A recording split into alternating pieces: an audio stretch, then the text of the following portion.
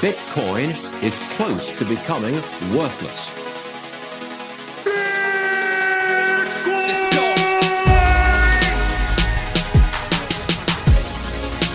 Now, what's the Bitcoin?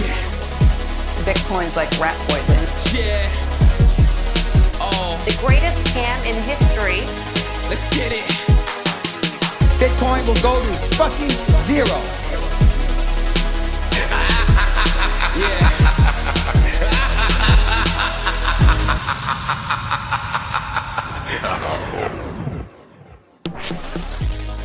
Alright, you ungovernable misfits. I'm your host, Max. Everybody knows that Bitcoin is useless, worthless, and doomed to fail. But what if everyone's wrong? What if it's the system that is doomed to fail? Join me as I speak to some of the brightest people in the space and slither to the deepest, darkest depths of the Bitcoin rabbit hole. Welcome back, everyone. Today I speak to the CEO of Casa, Nick Neuman. We actually recorded a couple of weeks ago, but today is the perfect day to drop this. Some of you ungovernable misfits, ignoring the mainstream narrative, listening to Bit by Bit and other podcasts, doing your own research, having your own original thoughts, and having the balls to hold a contrarian view disgust me. What disgusts me even more is that some of you will be taking those sats off exchange and storing them securely. How dare you want your own freedom money? How dare you want to store your value? If I had it my way, you would own nothing and be happy. But I know some of you won't listen. So, get your sats off exchange, go and see Casa, or do your own multisig. And if you are going to stack, and you are going to use an exchange, make damn sure it's CoinFloor, the best exchange in the UK. Hi Nick, how you doing? Good. How are you, Max? Yeah, really good. Nice to speak to you again. You too. Can you hear me all right? I can hear you perfectly. Yeah, it's coming through fine. Cool. Which is very rare, actually, for this podcast. I spend most of my time editing. But you've got a proper mic there. Yeah. I invested in this probably, I don't know, over a year ago. It's not anything crazy, but it's nicer than at least the, wearing some AirPods or something like that. Yeah, I can hear it straight away because there's no hissing or background noise. So, yeah, thank you for that. That's brilliant. Awesome.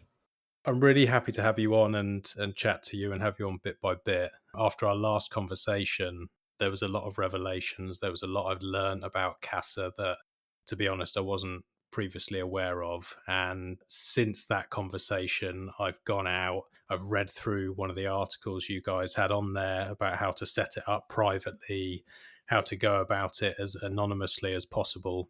And I thought, you know what, I'm going to give this a go. And I've been really pleased with it so far. So I'm really looking forward to digging in a little bit more and also getting to know you as a person and what it is that's brought you into the space. That's great. I'm glad you were able to try it out. I mean, that's always good, and appreciate that I always love hearing people went and tried it and then they actually thought it was awesome. It's the best thing I could hear. Well, yeah, that's pretty much what I can report, other than my ledger that I was using, which I've moved away from. I've gone to cold card for everything else, but I had a spare one and I was just like, I'm going to try setting it up with this because a lot of people who are coming into the space knew the sort of friends and family who have started to listen and started to buy a little bit of Bitcoin, and I'm trying to get them off an exchange. They don't want to use a cold card. They want to use a ledger. Totally. Yeah. So that's why I set it up with that. And I had a couple of issues just setting it up to start with. And then I realized it was just because the firmware on it was like 2 years old or something like that. But yeah, once it was going, it was really, really slick. It was much easier than I thought it was going to be. Awesome. That's great to hear. And yeah, we do always tell people, they're like, oh, I'm getting weird errors with my ledger. And the first thing is always update the firmware. And usually that fixes it for people. Yeah, well, it did for me. It was the last thing I tried. I tried everything else. I was like, oh, I just can't work out what's going on. But like I say, once it was on there, it was a weird experience for me because it was like so used to writing down my 24 words and keeping all these bits and then thinking about, oh, okay, well, if I've written that down, then how do I separate that from the ledger and, keep that in a separate location, all these bits. And I did that and I was like, that's just taken me 10 minutes and I've got nothing written down other than, an email you've sent with all, I think it was the derivation paths and all that sort of stuff, which I've stored. But it was a very different experience to what I'm used to. Very, very different. But I actually think if I look back at when I'd first set all this stuff up a few years ago, I was very nervous writing all the stuff down. I can remember just fear. And I think this was a much easier experience than that. It's a nice in between for I'd feel quite comfortable saying to someone who's maybe not so technical, look, I can sit with you for half an hour and we can get this set up, which was cool. Yeah. And that's, I mean, it's interesting because a lot of Bitcoiners who've been Bitcoiners for a while are pretty skeptical about, going seedless or, some of the decisions basically that we've made around the Casa model. And in the end, if you want to keep your seed phrase with Casa, it's totally up to you. It's your own key. But what a lot of people don't remember is that when they first set all this stuff up, they probably spent hours learning how to properly protect a seed phrase and what it even was and all of that. It's a very unnatural form of backup for people. And it's very anxiety inducing to say, okay, write down these 24 words on a piece of paper and hide them from everybody and make sure that nobody ever finds it. And but you can always find it in case you lose your wallet. And it's just the average person is not used to that kind of thing. And so we've really built Casa to help onboard the next generation of Bitcoiners. And part of that is not making them use seed phrases if they don't want to. Yeah. And you're talking about this perception of these, sort of trade-offs or doing things a little bit differently. And I have to be completely down the line with you. Before we spoke and before you had told me that you can do things anonymously and send things through without actually having to do the KYC and stuff. Yeah. Being honest, I'd completely written off Casa. I was like, it's cool. I've spoken to Jameson. I like him. The product sounds interesting. It has a fit, but it's just not for me. And it's not something that I would ever suggest to people. It's just not.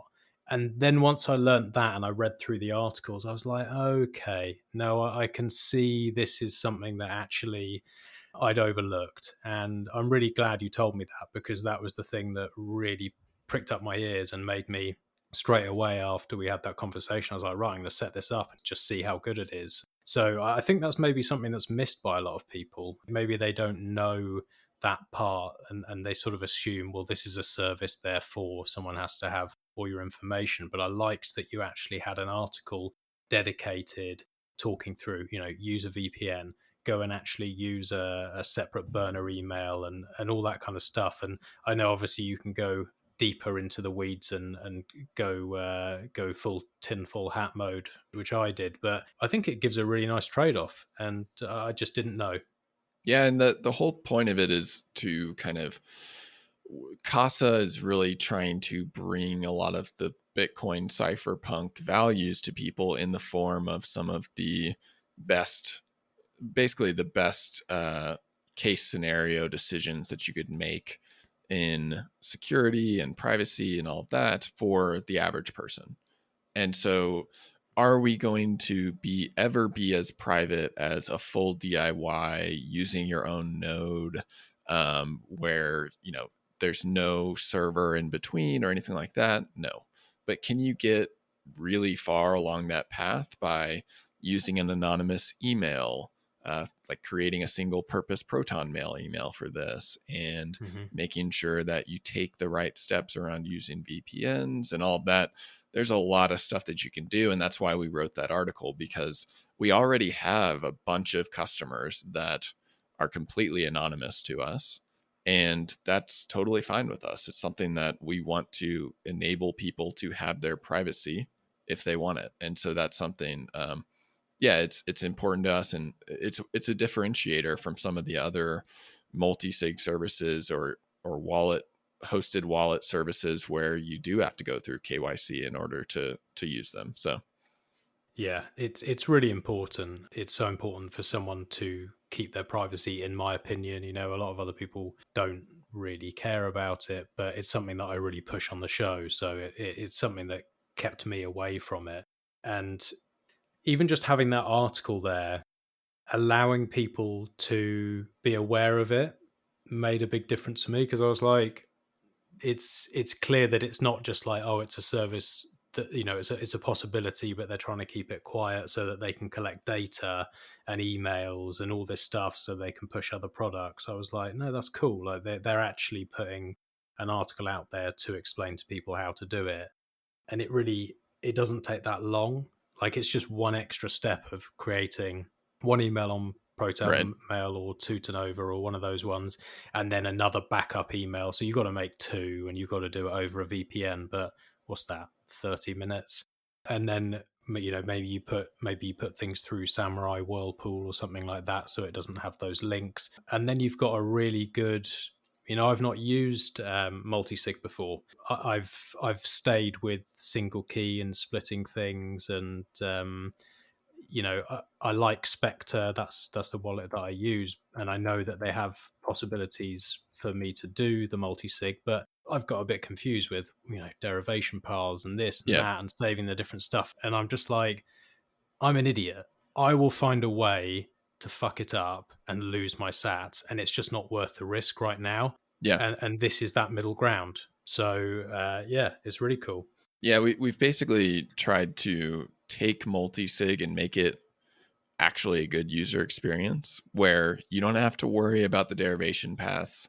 You don't have to worry about xpubs and all this copy pasting of these things that, you know, are pretty confusing for the average person. We do all the work for you, but it's still your keys. You're still the one holding the hardware wallet. You're still, you've got the key, the second key is either on your phone or it's on a second hardware wallet. And so, yeah, we really try to make it really approachable for people where all you do is just do what the app tells you to do and you'll get it all set up pretty quickly.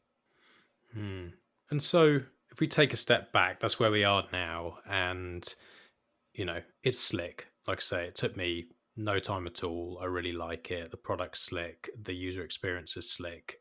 Going back, where did that start? How did you get to a point where you said, well, first of all, I care enough about Bitcoin to want to make services and products around it that are in this middle ground and make this stuff accessible to average people who, you know, maybe they like the monetary side of it, but maybe they're not so technical. Did it always start out as we want an onboarding, easy, multi-sig way of doing things? Because I remember, like, back in the day when I was first getting in, you had like the Casa node. So I remember that's when I first heard about Casa. I was like, oh yeah, there's this Casa node thing. Oh, maybe I'll buy one of those, because I had no idea how to set one up. Right.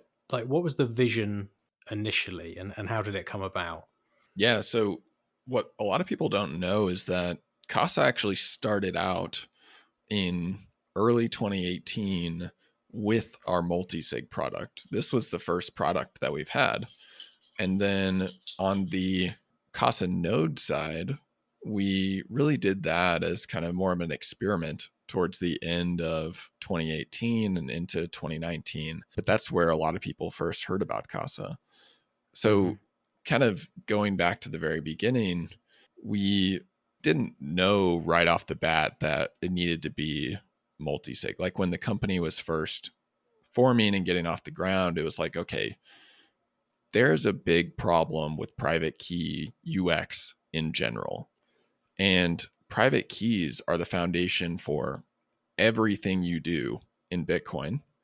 And so there's no way that Bitcoin's going to achieve mass adoption as a decentralized solution unless we can make it way easier and way less risky for people to manage their private keys and to hold their Bitcoin themselves.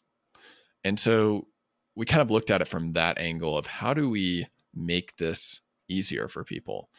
And through that problem solving path is how we came to multisig, because multisig elegantly solves multiple problems at once with private key management. So it solves the loss problem in that you're no longer worried about losing one key. So with a single key solution, you have all these backups, because if you lose that single key, you lost all your money. With multisig, it flips that on its head, and you've now got 3 or 5 total keys protecting your Bitcoin. So if you lose one of them, it's actually okay. You just say, okay, that key's lost. I'm going to replace it with a new key. And I've still got my other 2 or my other 4 keys that are actually still protecting my Bitcoin and still give me access to it. So that's the biggest thing, is that it really mitigates that threat of loss. And that's something that a lot of Bitcoiners underestimate. People way over index on the threat of theft, and they way under index on the threat of loss. Many more people have lost Bitcoin by making a mistake than by having it stolen from them. And so when people have their single key hardware wallet and they're coming up with all of these complicated treasure map like setups for recovering their seed phrase, if they ever lose it, they're actually more likely to be shooting themselves in the foot here than stopping some would-be attacker, right? And so that's something that multisig solves really elegantly. You have it's actually can be a much simpler setup than somebody who has their seed phrase on multiple pieces of metal distributed in different places. It's just, you've got each of your keys and you put each of those keys in a different location, and they're all on a hardware wallet like a Trezor or a Ledger or a Cold Card. The second thing that it does is it does help against theft. And this is actually more important for people who have a lot of Bitcoin. So people who have a lot of Bitcoin tend to be more of a target than the people who just have, a few $1,000 worth. And so what multisig does for those people is it makes them immune to a $5 wrench attack. So somebody can't just show up at your house and force you to send Bitcoin, because if you've got multisig with geographically distributed keys, they actually would have to take you around to multiple different locations and have you approve a transaction from each of those devices. And so that just, at that point, it's way more difficult for the average attacker, and it actually makes you much less likely to be a target. And so what's kind of funny here, and this is getting on a little bit of a tangent, so I'll stop after this. No, I like tangents. Take it wherever you want. Good. So what's kind of funny is that a lot of people, they're like, you cannot talk about your Bitcoin security setup, because this will give potential attackers the exact roadmap to knowing like where your seed phrase is or what hardware wallet you use, etc. Well, with a multisig setup like Casa, we actually joke around sometimes, but are halfway serious, that you could literally put a protected by Casa sign outside your house or on your social profiles, because it's actually such a good security solution that it's a deterrent to attackers. Like, they're going to look for an easier target than you. And so that's something that some of our clients have realized as well, and they've asked us for something like this. But it's something that we've been thinking about as just like a kind of a gimmicky but fun marketing plan. Maybe we should make one of those, like an ADT or yard sign or something like that for Casa, because it really is such a high level of security that it should be a deterrent to attackers rather than an invitation to come steal your Bitcoin. Yeah, it makes a lot of sense. I think that, like you're saying, if it's geographically dispersed, especially for hodlers, like, I guess there's going to be a difference. You have a lot of people who will just say, I'm never selling. This is for my children. This is for my grandchildren. This is my retirement. This is, they're not bothered for the next 10 years, 20 years, 30 years. For those people, if they have a setup where, maybe they have to have, for any transaction to be sent, they have one that's at home. Maybe that's their phone.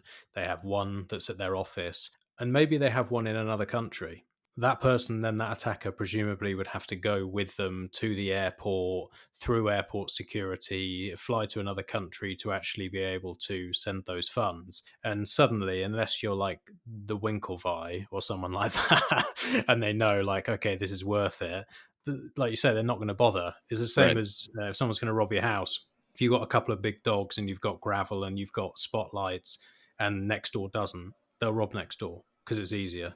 Yeah, definitely. And the other thing that even just adds to the Casa specific security model that a lot of people don't really know about or realize is that for our premium clients who are holding a lot of Bitcoin, we have an entire client service team that is at their service and helping them with all of this. But one important aspect of that is that for each specific client, we have duress procedures. So let's say somebody really did decide that it was worth it to go around the city or around the country with you or whatever to try and make you send your Bitcoin. We have ways in the app for you to lock down your Casa account, which triggers notifications to the client service team. And we actually have individualized duress procedures with all of our clients that helps them to, or that means that if they ever get into a situation like this, we can call X person and notify them, or put X process into place. And so for people who are holding large amounts of Bitcoin,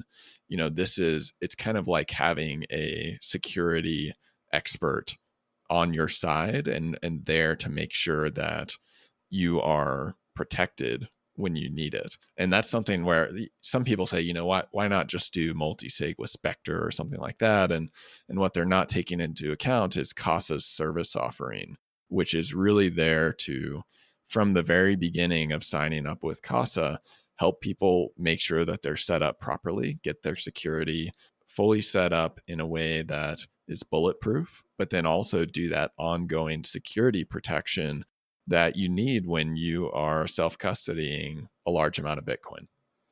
Is that a conversation that you'll have on an individual basis with them and sort of look at how they're set up, whether it's 2 of 3 or 3 of 5, or what they're using and where these things are dispersed, and try and find between the client and yourself what's going to be best?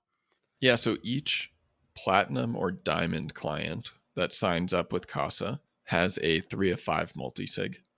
And as part of signing up, every person goes through an individual security review call with our team where we are talking through those things and individualizing and personalizing certain pieces of your plan. And so if you have questions about where do I put these keys, we'll actually talk that through with you. And if you are thinking about, you've got a specific life situation that's, you have access to certain places, but not others. And another client might have, access to a different set of locations that they think is best. We can talk through that with you and make sure that you're placing your keys with the right level of security. But the more important aspect of it is that for people who are non-technical or feeling a little bit of intimidated by holding their own keys, our client service team is really there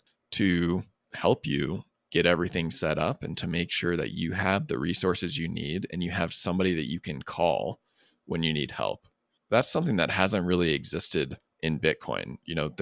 Our clients have an emergency phone line that they can call at any time of the day, and somebody on our team will pick it up to make sure that they're okay. And if they're having a problem, we'll get on a video call with them right away and start talking them through it, or whatever it needs to be. And so we really try to, at those platinum and diamond tiers, we really try to have a super high level of service for our clients. And then at the gold tier, which is a 2 of 3 multisig, and I think that's what you signed up for and tried out with our free trial. I'm a cheap bastard, so that's the one I've gone for. Yeah, no, it's totally fine. And at that level, we don't have that super hands-on level of service, but that's for people who have either smaller amounts of Bitcoin or they just feel really comfortable doing it themselves, and that's totally okay as well. What we are building at its core is a personal key manager. that allows people to manage private keys and to secure them in a way that is easy, intuitive, and removes a lot of the risk of doing it by yourself. And so we're really doing that for all levels of Bitcoin holders. And so when you've got these managed services, your platinum or your diamond, and you're saying, okay, they've got a 3 of 5 set up, and you've obviously got the geographically located thing, and you could have these phone calls or these specific setups. Do you use things like I particularly like when you have like a timeout, like maybe on the cold card where you could log in or sign into it, and then you have to then wait for a certain amount of time before you then enter the pin again before you can send something. So it might be that they have to do 3 of 5, but it's a 24-hour period from when they sign in, they've got to sign in again. Do you add those sort of layers of complexity for people who are looking for a long-term hold where they're saying, I don't want to touch it for 20 years. I just want to know that it's safe. I don't want to fuck around. I don't want to spend my whole life trying to run nodes and learning all this stuff because, I've got a job and I've got other responsibilities, but I want it to be locked down and I do not want to send it. Will you add those sort of steps in? So right now we don't have any additional like time locks or anything like that beyond just having a proper multisig setup, because frankly, there's already a lot of built-in kind of time necessary to go from signing from your hardware wallet at your house to your office and signing from that one, or potentially to wherever your third location is. And so there's already, from a security standpoint, there's already enough security built in that you don't really need to add additional unnecessary kind of surface level timeouts or anything like that onto it. But the second part of what you were talking about around having built this for somebody who doesn't want to have to worry about every little decision that you would normally have to make doing this yourself around running your own node or, fully doing the DIY setup on a multisig. That's the kind of thing that we have really streamlined the process for people, made the best security decision for 90% of people out there, and just baked that directly into the product so that you don't have to worry about it. You just sign up and use it. And it's really a similar user experience to a lot of the best designed Web 2.0 apps out there. But it's actually giving you a huge amount of personal sovereignty and empowerment by holding your own money. So that's our whole goal is to streamline people's ability to be sovereign individuals. I mean, I can see it just from using the app, the little bit that I have. It is very slick. There are some people that will come to me and they want to buy Bitcoin. And it's only really happened in the last 6 months. There was probably a year and a half, 2 years where everyone just treated me like a stupid piece of dirt on the bottom of their shoe and like literally listened to, like, honestly, I don't think I converted one person. And then over the last 6 months, actually quite a lot have started coming and going, that Bitcoin thing that you've been talking about. There's real magic and number go up. Oh, NGU technology is just so powerful, isn't it? It's I can say this is going to change the world, and it's going to do this, and it's going to do that, and it's going to it's going to level society, it's going to bring all this change, and wow, and they're just like, oh, fuck off, I don't care. Yeah, they see the number go up, and they're coming and asking me. But what I've found is there are some people who are really techie, they love all that kind of stuff. And I'm just like, yeah, okay, we'll get you set up and we'll get you a cold card and I'll teach you to run a node and all this sort of stuff. And then there is a group of people who I just know if I try and even set you up on a ledger, even the most like simple user experience, you are going to lose all your money. Yeah, definitely. So then with them, I have to say, okay, I'm going to have to put you on CoinFloor. You buy on there, you dollar cost average in, you leave your money on there. We'll set up the 2-factor authentication, but even that's a little bit challenging for them. And I'm too scared to do anything else because at the end of the day, if I suggest to them, do this, use this product, and it goes wrong, it's my fault. Right. And so I think that there's a lot of people like that who, after a while, they can say, okay, this is actually something I want to invest in. This is something I want to hold. And it's really useful to have something like this where you can say to people, okay, this isn't the absolute self-sovereign, most incredible, do it all yourself way, but you're not capable of the other thing and you're just not going to do it. So it gets people off exchanges. And I think that is incredibly important. Getting people off exchanges is a step that's really scary for most people. I remember doing it myself and being really scared. And I really like that there is a product like this. I like that there is this option, and that maybe over time, once they're comfortable with it, and maybe they get, as number goes up and they're like, oh wow, this really, and then they get to like, oh, maybe this can change the world and I am really interested, then maybe they want to do things a little bit differently, or they want to learn and run their own node. But it takes out a massive stepping stone, which they would just end up in deep water otherwise. Yeah, and I think that we're always making progress on our side to make it easier and easier for people to use, and really to try and build in this education side of it too, to help people understand what they're doing. Because when you understand what you're doing, you're much less likely to mess it up. But then you get the why part of it, and why it's important to hold your own keys, why this is more secure than holding it on an exchange. And then you get to the revolution part, which is, wow, I'm the only person that has control over my money. And that's something that I think it's like a base human instinct, that we want more control over the things that are more important to us. And we've gotten away from that over the last, I don't know, couple hundred years with our money, as we started using the banking system more and more. And that's totally fine. There's always going to be a banking system in some form or another offering financial services and that kind of thing. But over time, the need for banks as a depository institution should be going away, as more and more people are able to self-custody their money in the form of digital currency like Bitcoin. But just going back to what you mentioned earlier, about people who you feel really nervous recommending using a hardware wallet to, one of the things that we've done at Casa is to try and build in a natural ramp of security and, I guess, usability in our product. And so somebody can sign up for a free account with Casa and just have a really simple free mobile wallet on their phone. And it's a seedless mobile wallet.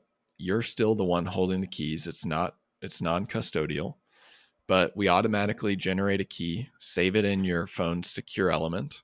We encrypt it with another key from Casa's server, and then upload it to your cloud backup like iCloud. And that all happens in the background as you're signing into the app for the first time.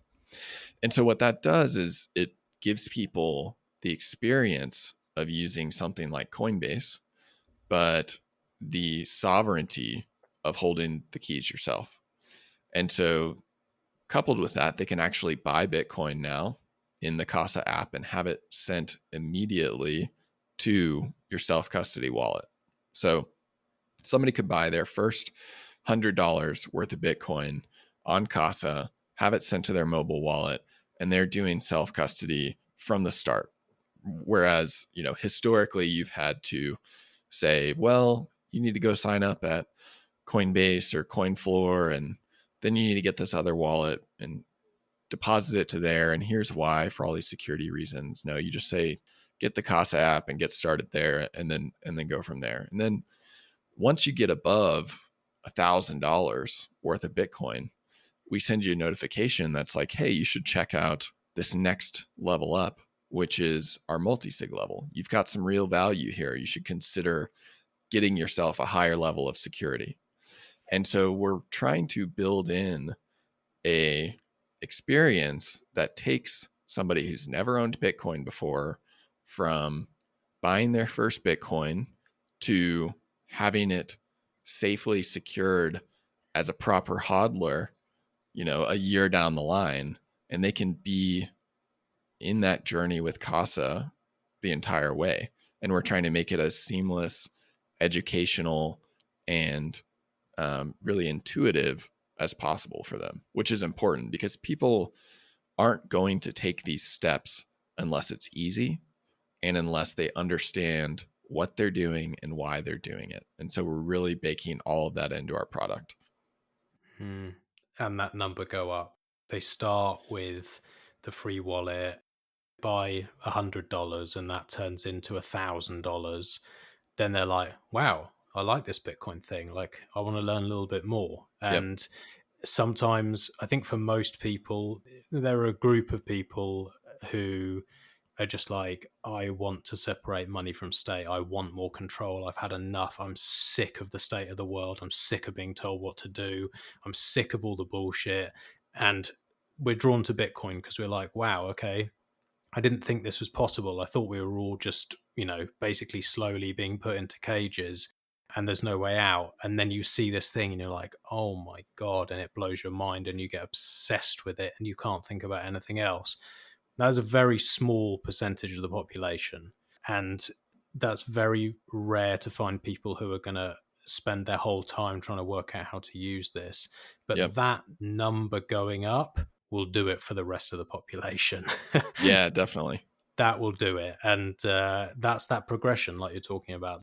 You dip your toe in, it's nothing, it's just an investment, it's just effectively a stock. And once people then start digging in, I've never met anyone who has dug in and spent time to learn about Bitcoin and jumped back out again. Yeah. And said, oh, this is nothing. Like they actually took the time to research it. Nobody's come out the other end saying, nah, I'm going to leave this alone. Never. I've never, it takes a long time for people to do the research, if they ever do. But once they do, I only ever see the conviction grow. And, personally for me, there's been a lot of times, especially early on, where I was like lying in bed at night, just thinking, oh my God, am I crazy? What is this? Like, why does no one else see it? And you have these sort of these concerns. You're thinking, oh, I'm investing in this thing and no one else believes in it. But when I see time after time after time after time, just really, really smart people who are getting involved, they do the research, and then they're like, oh, I've just realized that this, or I've realized that. And they not only invest more of their capital, but also of their time and their heart. And it's an incredible thing to watch, like the evolution of somebody who starts just buying a little bit to full on hodler. And I love seeing it. Like, it's such an exciting thing for me to see. And if I can just take out that concern of getting them a hardware wallet and this kind of stuff, it's a much more enjoyable experience because you haven't got to worry about them losing everything. Because that, I think, if that happened to somebody, especially early on, that's it. It's game over. They're going to have a bad feeling about this thing, and they're going to blame probably everyone other than themselves and not come back to it, which would be a real shame. Yeah, and that's definitely something that we want to avoid. And it's one of those risks that's inherent with self-custody. But I think also once people get the concept that Bitcoin acts a lot more like cash than it does like a credit card, that helps. Because if you lose a $20 bill on the street, nobody has the expectation of getting that back unless you go and find it, which is very unlikely. And it's the same with Bitcoin. And so that's one of the ways that I tend to explain it to people. It's like, you don't want to lose this Bitcoin, and here's how you can protect it. Because if you lose it, then it's just like cash, you're not getting it back.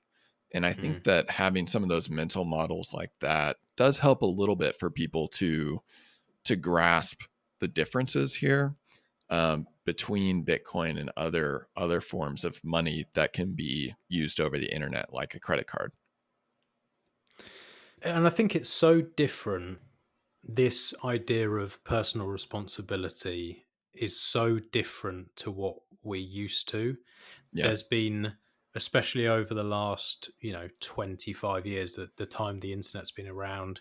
Slowly but surely, you don't hold your photos anymore, they're all on Facebook, and you don't hold your information anymore, that's held by some company, and you don't have any responsibility for your money, and if you lose it, your credit card will get it back. And it's this nanny state holding your hand all the time that people have got so used to. And then you say to them, oh well, you got to look after yourself, and if you lose it, you lose it. And people get scared by that, but I think actually in reality it's liberating. Right. It's an amazing feeling when you get to a stage where you go, no, this is my money, and no one's telling me if I can spend it or not, and no one's telling me where I can send it and where I can't send it, and what I can do with it. I see it all the time. I see people going into banks, especially here in the UK, where I saw it the other day, like an elderly gentleman going in, he's saying, oh, I just want to put this money into my wife's account. And they're like, you can't do that. He's Yeah. like, what do you mean? I want to put my money into my wife's account. I just want to put £200 into my wife's account. No, you can't do that. It's not your account. Anti-money laundering, this and that and that, and this rule and that. And you see these people walking out like either really angry or just like confused and sad. And I just think, yeah, because you're not used to this, because you're in your 70s. This didn't happen when you were my age. This wasn't normal, and people have got used to it, but it's not normal. It's not right, and we should have control of our own money. And it's such an amazing feeling to have that, and I want everyone to have that. I want everyone to feel like they have control, and it's I don't know. It lights a fire in me every time I see something like that. Every time I see these sort of injustices and people being treated like their property's not theirs, and it only pushes me to want to do this more. And I think certainly for most of the population, that is going to happen once this twigs, once they realize, yeah, I can hold this and it's mine. They're never going back.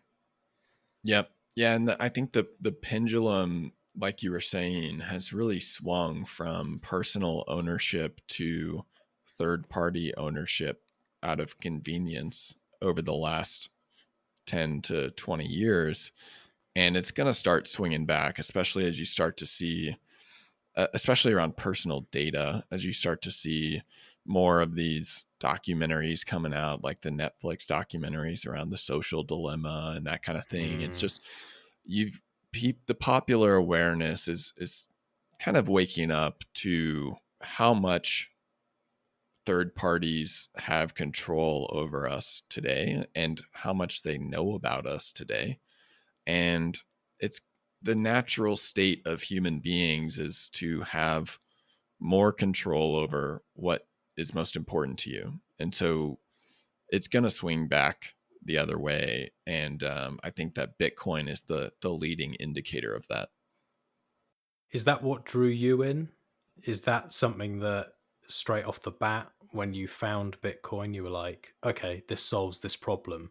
Or did you come, like, I have no shame in saying this, it was completely NGU for me. I was just like, this is going up. This is a way to me to make money. And the other stuff came afterwards. How did you find it? And how did this grab your attention? So the thing that first grabbed my attention about it was actually thinking about the ability to have real ownership over your identity online. And that kind of got me thinking about like, well, what if you could own something digital truly yourself? And then realized, well, Bitcoin is doing that today with money. And so I'm a firm believer that we will have a world 5 to 10 years from now where people use private keys to secure their identity, and they'll have lots of different identities online, and they will all be represented by cryptography and public-private keys. And there will obviously be nice interfaces on it, so you're not just looking at a string of numbers there, but it's something that is what is better to own than your own identity? That's even more empowering than owning your own money. It's your identity is the most important thing to you as a person. And so that's what originally got me really interested in it. And then obviously I looked at Bitcoin as something that is doing this today with money. I don't think that there's a lot of solutions that have tried to do online identity right now. I don't think that the market or the technology is ready for that yet. And so it's going to come, but it's not here yet. I think one of the interesting projects that's doing it actually on top of Bitcoin is like the Microsoft Ion project, which Casa is working with. But that's still kind of a ways off, right? And so where we are today is that Bitcoin gives you full control over your money. And that's really interesting to me. So that was the angle that I came, was more from this like decentralized tech and full ownership side of things, rather than from the economics and inflation hedge side of things and libertarian side of things, which is where a lot of the Bitcoin people come in today. But I will say that number go up technology definitely played a big role in it. I was not 100% just philosophical.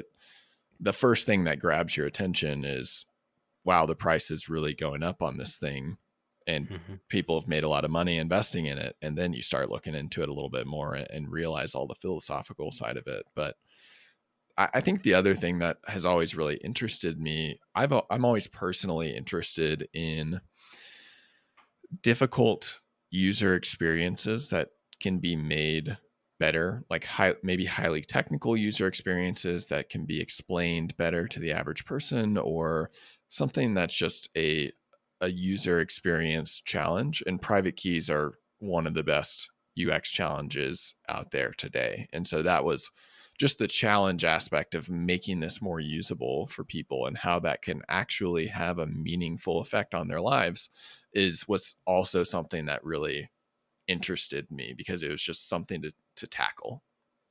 And so were you from a tech background when you were introduced to Bitcoin, or you came across Bitcoin already? Yeah, so I was already working in tech. I was working in the travel tech space actually when I came across it.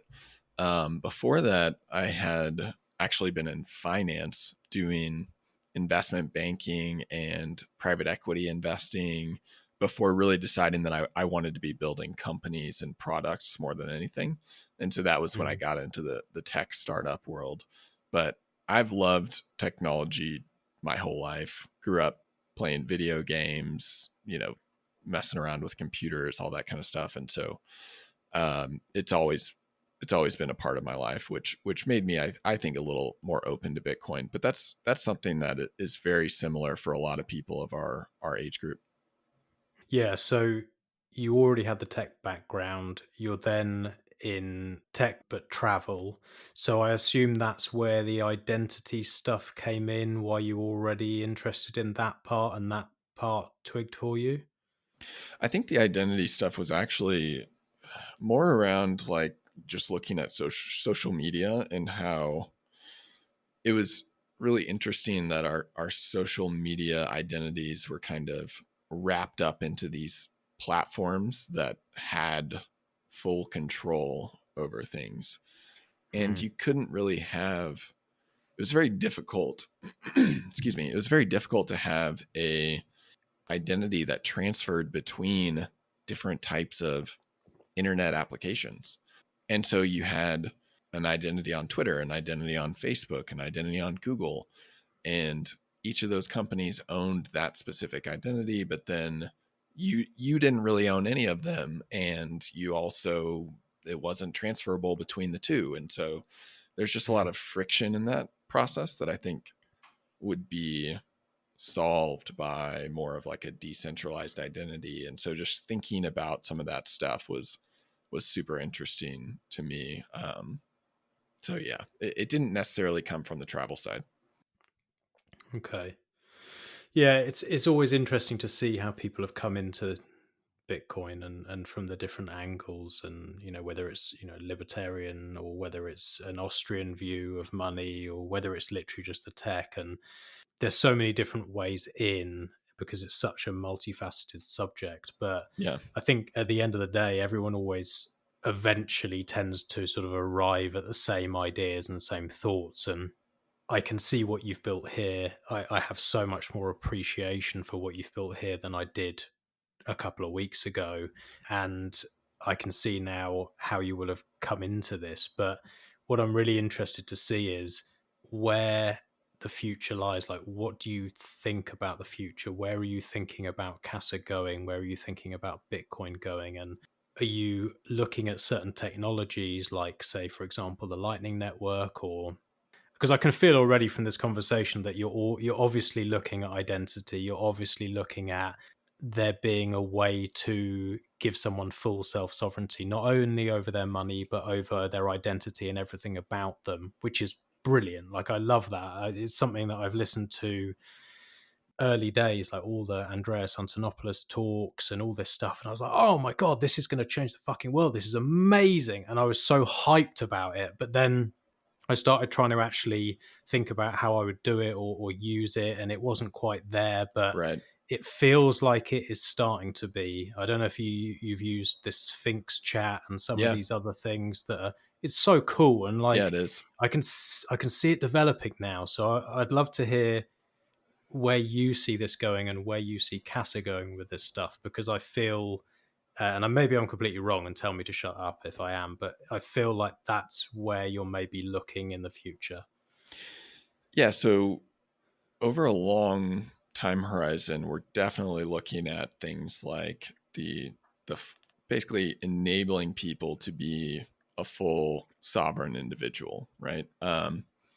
Where we start with that is with Bitcoin. And the analogy that I like to give a lot is similar to Netflix. So Netflix, when they first started out, they knew they wanted an easy way to get people access to video, TV, movies over the internet, and that probably meant streaming or something along those lines eventually. But in 1999 or whenever they got started, the internet was nowhere near ready to handle things like streaming video at high quality or at all.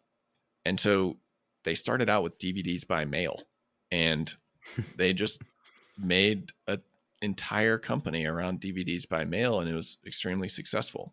And Bitcoin for us is like DVDs by mail. Obviously, not in the way that we think it will become obsolete eventually. We think Bitcoin is around forever, for a very long time at least. But we think that right now it is the use case for this stuff, for blockchain and for decentralized money and private key management. And so that's where we're fully focused. And so where we're thinking about going over the next year or two is, in the immediate near future, our main focus is just how do we make self-custody of Bitcoin as easy as possible for anybody. And that's going to be really important through this next year. As the bull market is happening, we want to make sure that we are able to help as many Bitcoiners as possible take that step into self-custody and into having full control over their money. Then there's some really interesting things we can start to experiment with, like you mentioned, around Lightning or around DLCs or some of these other types of technologies built on top of Bitcoin. And the reason for that is that private keys remain the foundation for everything you do in Bitcoin. So Casa, as a private key manager, has the ability really to be a platform for people to plug into a lot of different areas and services, products, features that are within the Bitcoin ecosystem. And so at the core, we are building a personal key manager.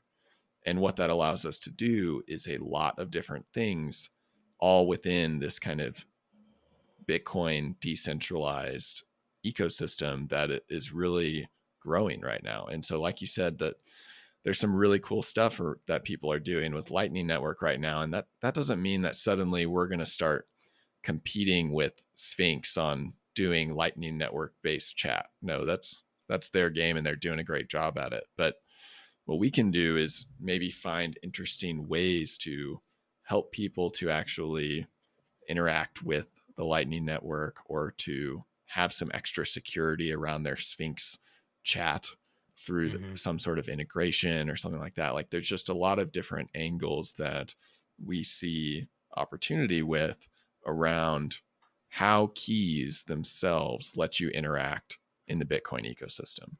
And so we've got some more concrete ideas around that we're playing with that I, can't really talk about right now, because they're still just early ideas that we're really still forming. But there's a lot of really, really cool things when you constrain yourself to saying, all right, we're going to focus fully on private keys. We're not making the Casa node anymore. We're just really focused on what can we do with self-custody and private keys.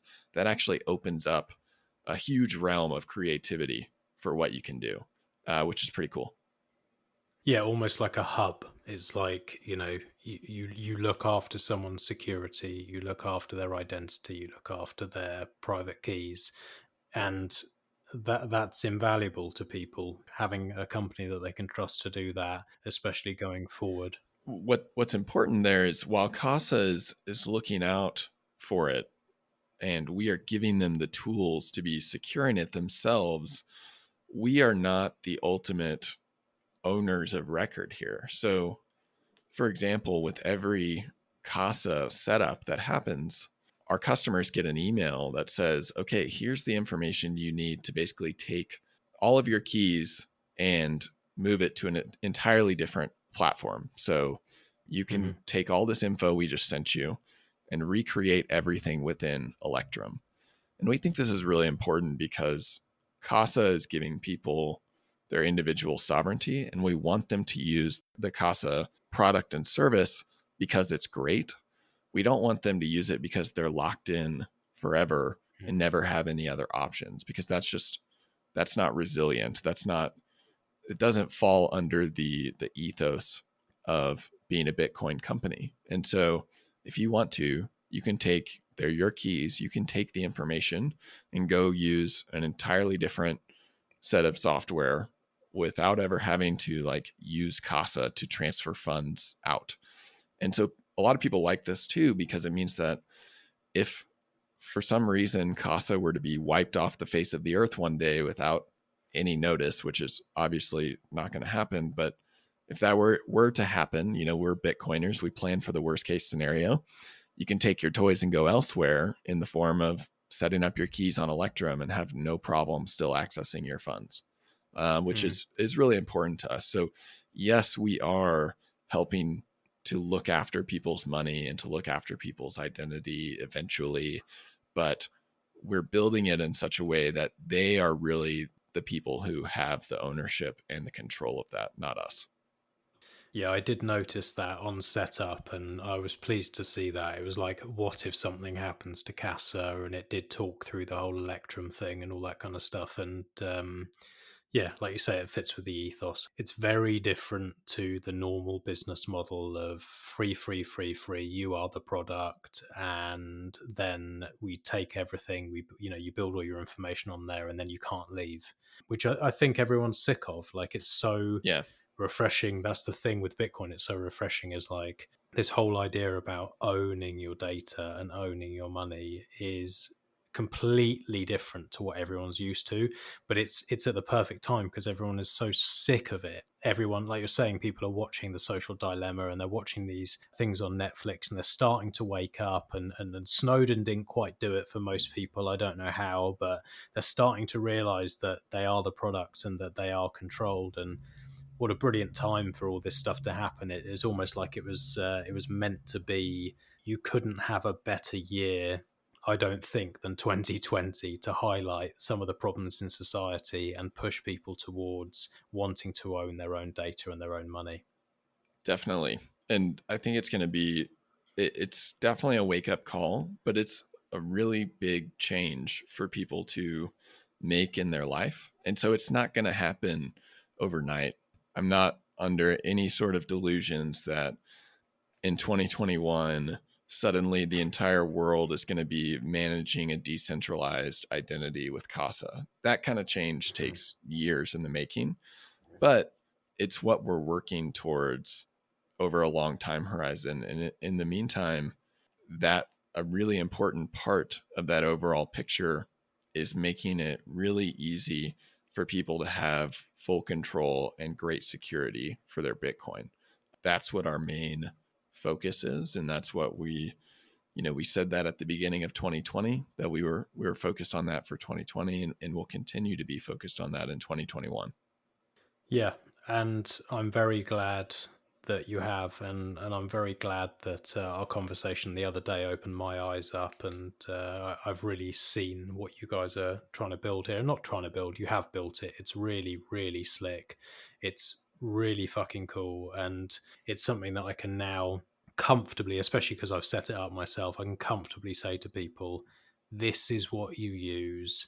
You don't fuck around on an exchange, and you're not going to be able to do this other setup. And there are so many people there, and I'm pleased that there is something like this. So thank you so much for building it and creating these products that are incredibly important, and really these are the things that are going to help onboard the next few million or billion people, because without it, they're fucked. They're never going to do it.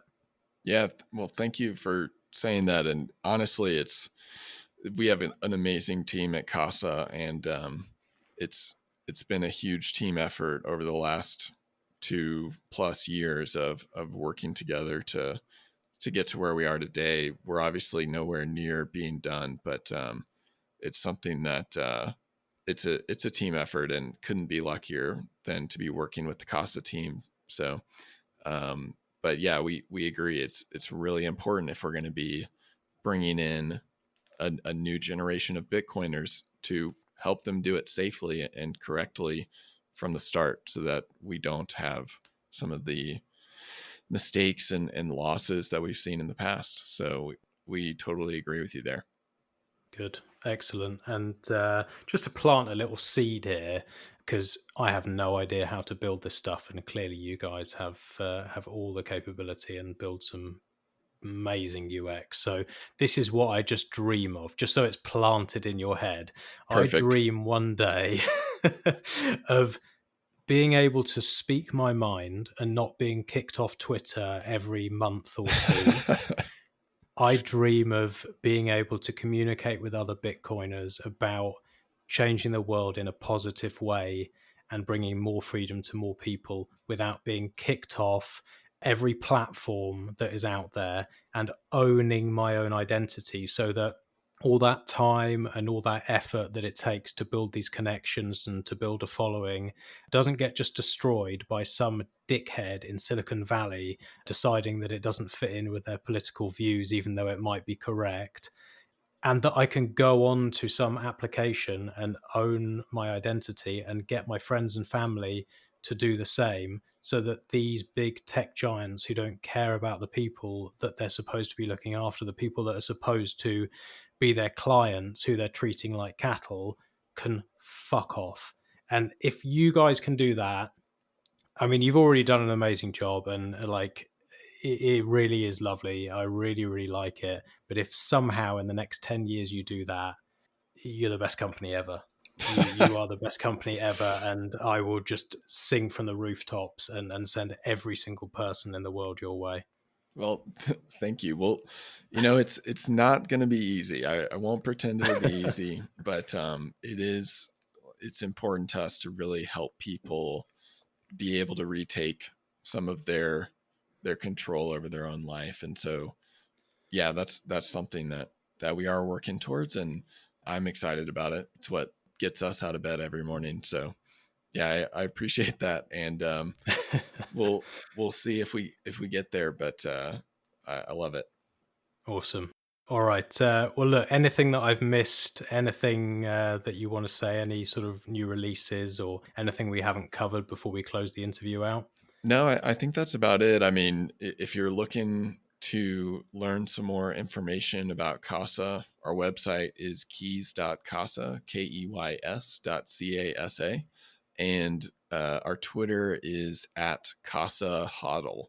And so we actually, just like with our, our client service and support offerings, we really try to add the human element in here. So you can go to our website and schedule a call with someone on our team right from the website to ask questions, just talk about your Bitcoin security setup, get, even if you're not buying the product, you can get some, some tips from us, that kind of thing. And so it's something that we're here to be helping people do this stuff, because it can be intimidating. And while we've tried to make it easy, it's not always easy. And so, yeah, we're here. We're trying to add in that human element. And so feel free to book a call with us or give us a call, and we're happy to talk to you. So we love talking to other Bitcoiners, especially people who are working their way through this kind of stuff. So definitely reach out. Cool. All right, Nick. Well, I will. I'll link all those bits in the show notes anyway. And I've said it before. I'll say it again. I'm massively impressed with what I've seen. It's exceeded my expectations, and I'm a little bit ashamed to have written Casa off previously, because I love what you're building, and I'm really, really pleased to have people like you building this stuff and making it accessible to people. Thanks for coming on. Thanks for taking the time to speak to me, and for building what you're building. Yeah, thank you, Max. It's been fun talking with you, and really appreciate what you're doing to educate people and through your podcast. I think that's invaluable. So maybe we will. I hope that the product impressed you enough that at some point you might be moving over your funds from that single sig wallet over to a Casa multisig. We'll see if you get there.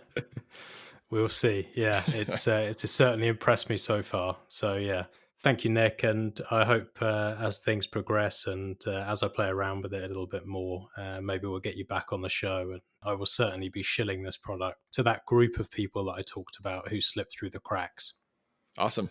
Thank you very much. Speak to you soon. All right. Talk to you later.